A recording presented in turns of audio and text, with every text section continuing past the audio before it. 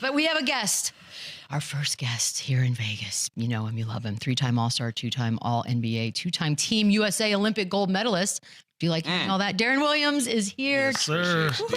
It is Good morning. It's early. It's really early, dude. Why are you doing it so early? It's earlier in Vegas. It feels way earlier in Vegas. Or it doesn't, because you're just like going, and then at 4 p.m. it hits you. You don't really sleep, hard. it's technically late.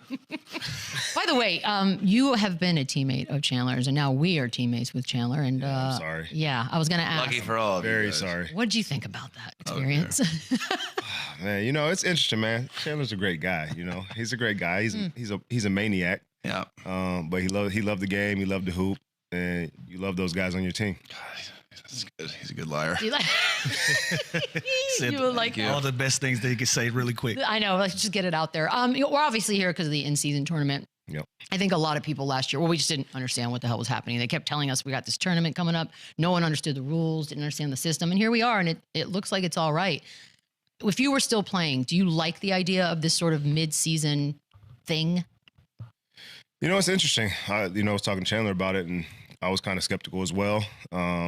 Just didn't understand why they were doing it, what they were trying to accomplish with it. But yeah, I mean, I think I went to one of the games the other day, and it seemed good. I was talking to Dame Lillard last night about it, and he, seemed to love it. The guys are embracing it. They obviously that money that they can win probably plays a little part. Something. No doubt. I think $500,000 will get anybody interested in playing a little harder.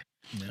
Which is kind of sad as well. It is crazy. But no, because at the end of the day, it's money's money. Like, it's fun. The money is I think that's the cherry on top, but I think it's just the fact that all the attention is on a certain amount of teams. Yeah. So it gives you a different environment. Like, they play the first game and put 90 minutes on the clock, and then the second game is going to start. It's like almost a high school environment. It's a little bit more intimate. And that's also, what I enjoy the season is so long between training camp to the 82 game, the preseason. So I think it's great because you literally get this playoff basketball atmosphere. Like, I went to the game, though, it was insane. Like, it was physical, possessions matter more. So obviously, I think the incentives of the $500,000 and the bonuses, like, you're playing for something bigger, right? You're playing for the guys on the end of the bench, but you know how stagnant it can get during the 100%. Season. So, like, is this something that would you care about, like, winning a championship, or you would just care because you're competing, I mean, the goal is to win a championship, right? Like, the NBA Cup isn't that big a deal in the grand scheme of things, but I agree with you. I think I've not liked watching regular season basketball for a while now. December basketball is because it's like it seems like a lot of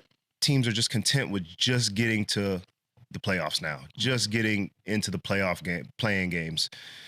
When we were playing, I felt like it was about getting home court advantage, getting the best matchup, and it just seems like it's kind of out the window now, and it kind of dilutes the regular season to me. I agree. Got you, man. We got Thunder Bucks in the championship tomorrow, and at one point, man, you were regarded as one of the best point guards in the league. SGA is considered one of those guys now. Have you been able to keep up with his game? What do you think about SGA? I love his game. Yeah, I love his game. I think he's making a case for being the best point guard in the league. Obviously, Steph probably has some things to say about that. But yeah, I mean, I thought he deserved to win MVP last year. I thought they could have given lose pick all year long. I do. I thought he had the best year especially with the team he has. I mean, I know they got some dogs over there, but also they're so young and what he's been able to do leadership wise, and he just doesn't have a lot of holes in his game. I just don't see a lot of holes. By the way, you brought up the MVP thing. We always talk about this. This is completely off topic, but like if you were voting for MVP, is it stats on a winning team? Like, can I be the 8 seed Nuggets this year and win the MVP, or are you supposed to be the best player on the best team? Like, what goes into the voting mostly? For I don't know. You got to ask the guys that are voting. What is that? But like, what is the criteria? What is the criteria? It's different every year. It has to be a little of both, right? It's different every year. I feel like what are we voting? The worst team. I mean, rookie's different than MVP because you're on the worst team if you're the rookie, but. It has to be like maybe not the best team. Your record shouldn't matter. Rookie of the year, you're on a bad team. That's why you're. It's why the Donovan Mitchell numbers are so crazy right now. I mean, granted, things can change, but he is technically on the best team. The best player on the best team, right? Absolutely. And so, D-Will, let me ask you this, man. In the history of the NBA, it's only been it's only been 7 different point guards in the history of the NBA to win MVP. Being that that's the most important position, but it's also the toughest to win the MVP. Why is it so tough to win the MVP at the point guard position? Mostly because you're not scoring the most points on your team. It's usually the highest scorer on the team is going to be the. But you're the main person impacting. No, I the quarterback. hear, you're running the whole you. show. Yeah. I hear you, but Quarterbacks, they're gonna They be always win. they're always the MVPs. but passing stats are what they look at for that Yeah. most of the time. And, So and nowadays I feel like the point guard is they're all look at the point guards. KYRIE, Dame Lillard, Steph, they're all buckets. Yeah. You know what I mean? So the usage rate's high too, but they're also score first point guards. Like the days of like the Halliburton's like the last remaining like set up Right. point guard that's a true point guard. Now everyone's a scorer, right? Everyone can shoot, everyone. So then it really should be more. I feel like it's harder to look like you're dominating a game when you're 6'1", 6'2", 6'3", as opposed to being 6'8", 6'9", 7 foot, whatever. So I think that's part of the reason. You're right though, because the That's only heightism. point guard I can think of, what Steph and AI, Think about Trey Nash. Young, bucket, and their buckets. Oh, Nash. Mellow Ball, Oh, bucket, buckets, Darius yeah. Garland. Like they all are scoring point guards now. Yeah, that's a fact. So maybe that will change some things, or maybe not. Maybe it won't at all. When you first got to Utah, you guys then all of a sudden won a bunch of games. Utah's one of those places where sometimes Chandler doesn't have great things to say about some of the towns. Utah's not that. You don't hate it. It's not Memphis for you. No. Your early years there, like what stuck out? Anything? We just had a great organization from top to bottom. I think that was the main thing. And for me, it was before I knew the politics of the NBA. I was just out there hooping, having fun, just a kid. I missed those days. So yeah, I had a lot of fun in Utah. It was definitely my best years, and I still think they have a great organization now with Ryan Smith, leading things, and got a ton of picks. They got a lot of youth right now, so I think they'll start, making a turnaround here in the next couple of years. I mean, you played with one of those guys that, as a fan of the NBA, we just always, I would consume stories about Andrei Kirilenko, like on the court, off the court. This guy's Man, I hadn't heard that name in a while. That's what I'm saying, but like I 47. and may not hear it again for a minute. That's why I'm asking now. What do you have any memories or stories you can share about him? Man, AK was awesome. He was awesome to play with. He could do everything well, besides, he wasn't a very consistent shooter. Other than that, he didn't have any weaknesses. He could pass. His defense was incredible. He just knew the game, very high IQ. He just was fun to play with, a great teammate, great off the court. So, man, I love playing with AK. I got a chance to see him last year.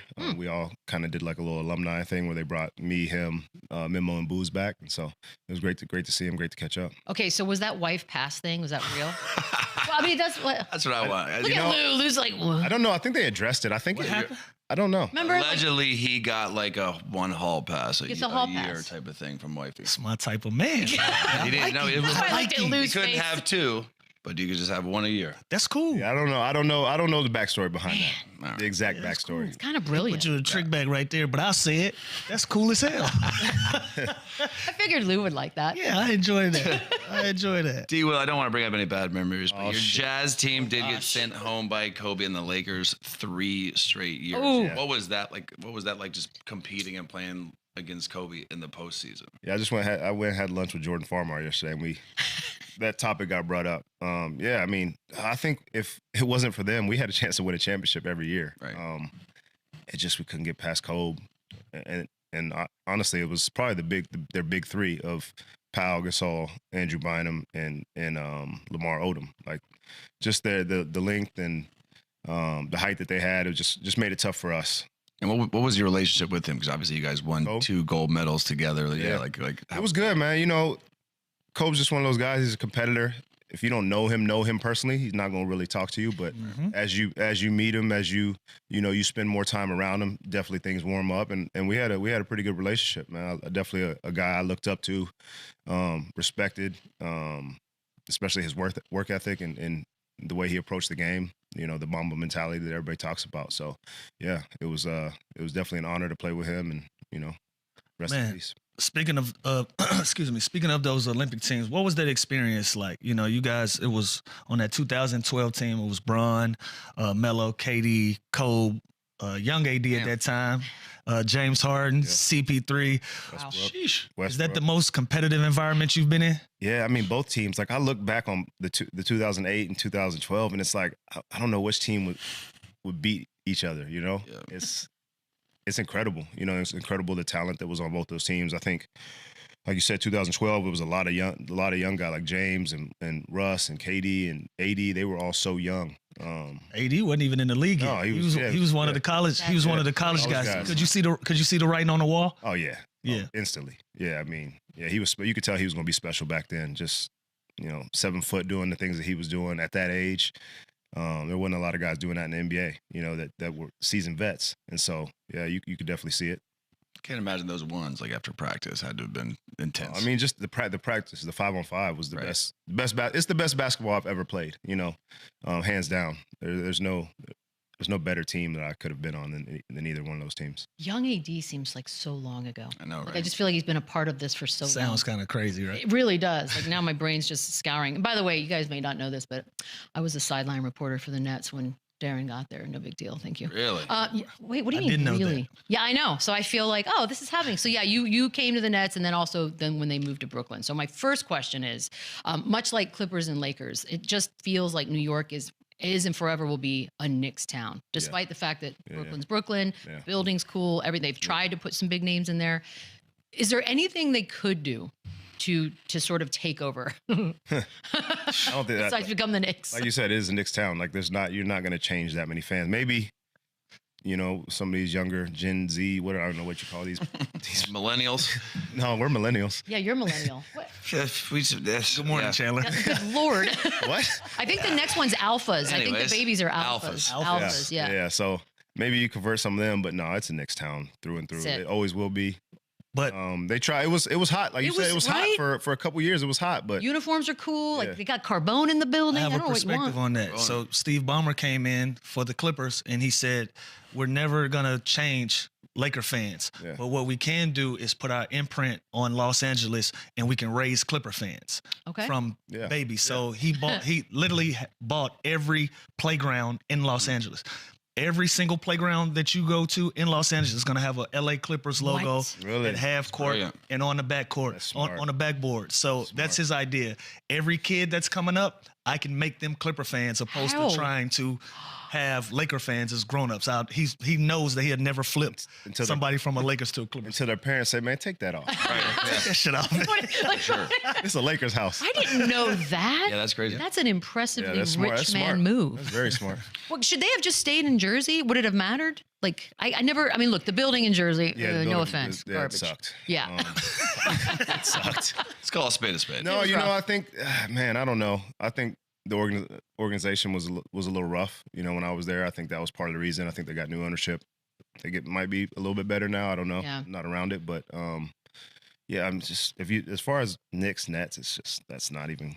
Yeah. It's not even gonna be close ever. It was like a moment though at the beginning. Like it was interesting at the beginning. Well, remember because they had like the Russian owner comes in with the jet skis and the guns, and everyone's like, "What's going on?" Like that was a weird chapter in time, but very weird. D-Will, your final season you played with the Cavs you lost 4-1 to the Warriors, but what was that experience like with that squad with KYRIE and LeBron for those? Months? That was a bittersweet one, right? I was enjoying my time in Dallas, but also I wanted a chance to compete for a championship and went to Cleveland, and it was a little tough situation for me because I'm used to having the ball. I'm used to being one of the guys, kind of the top guys on the team. And I went and I'm pretty much on the back burner. I'm a backup.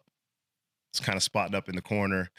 Just a little uncomfortable. I wish I would have had like a full season, a full training camp to like settle into the role and things like that. But it was great playing with Bron. It was great playing with KYRIE. Getting to see both their greatnesses up close and personal. It was fun, and unfortunately lost in the finals. But I don't think anybody was beating that team. Yeah. Okay, we got to talk some fighting, some MMA, some boxing. So you train. First of all, why? Why would you want to be a fighter? And you fought on the. I didn't want to be a fighter. And he represented. He got hands. He's not to be played with. No, he's really not. But how? Why? How'd you end up my first fighting? sport was wrestling, so I wrestled for 9 years. Okay. In Texas, I had to stop when I got to high school because it's the same season as basketball. Or I probably would have kept wrestling. So I've always had a love for wrestlers and MMA, and because of the wrestling background, I've been a fan of it. I own an MMA gym in Dallas called Fortis MMA. And so I'd been training for years. I've been training when I was playing for the Mavs. I was training. I opened the gym when I was playing for the Mavs, and one of the guys from the UFC used to be the CFO of the UFC. He runs Jake Paul's promotion now. And I guess Frank Gore's been boxing, and they were looking for an opponent and couldn't find one. And so he hit me, and it was like 6 weeks notice. And I was like, yeah, I'll do it. I'm fat right now, but I'm fat and I haven't trained in a while. But yeah, it sounds like fun. Why So. haven't you fought again? Yeah, any more? We got any more Yeah, is coming that up? it? I told you I was done. That's it? They One and done? tried to get me, but Like- man, I'm too old for that shit, man. Hey, I got hurt. Leave it Wait, how many I'm hits? leaving. I'm trying to leave on Frank top. ass I'm one- 1-0. one good time. I'm 1-0. I ain't But trying the to. face, like, I ain't- how many hits to the? Because the face part, I'm like, nah. And, You know, and by the it's way, not a big deal. we What? we have our little unspoken rivalry with football players, so we appreciate got you one. putting us up on. After We appreciate Nate, you. after Yeah. Nate, you I'm gotta- surprised that there hasn't been like somebody to get back in there now because of that rivalry. We got one. Oh yeah, we got one. Yeah. We got one. We'll stop on top with the. Yeah. You guys are In winning. a perfect world, though, if you were to fight again, call somebody out right now. Who would you What like to in square the- up with? I don't got nobody to call out. Yeah, I just You come in wanted, I just peace. wanted to make Yeah, sure. I'm not. Yeah, He's a lover. I never claimed to be a fighter. I never claimed to be a boxer. The You just first time did. I was in a boxing ring was 2 weeks before the fight. It's the first time ever stepping foot in a boxing ring. Wow. So Well, that's I embarrassing for I Frank trained Gore. More MMA. So yeah. Dear God, dude, this is awesome. Darren, we appreciate it. I know it's early. Hopefully you can go get a nap in. Something. We'll live through you. Thank Appreciate you. it. I got an will. appearance right now. Oh, Yeah. God, never mind. Yeah. Oh, you got a day ahead. Show goes on. Show goes on. Courtney Lee.